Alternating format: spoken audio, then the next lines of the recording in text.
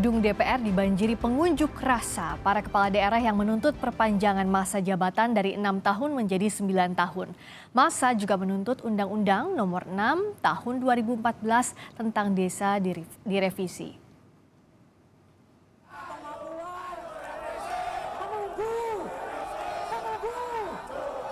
Para kepala desa itu menuntut masa jabatan jadi 9 tahun dengan batasan maksimal 2 periode.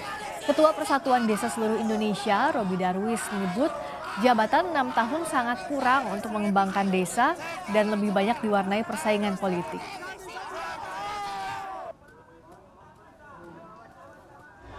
Yang kami tuntut kepala desa yang ada di Indonesia ini, bagaimana jabatan kepala desa ini menjadi 9 tahun, itu yang pertama.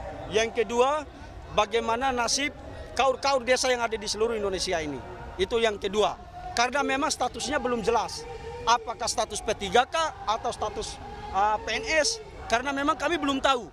Nah, yang ketiga, yang kami minta setelah selesai jabatan kepala desa, selesai juga kaurnya. Itu yang diminta oleh seluruh kepala desa yang ada di Indonesia.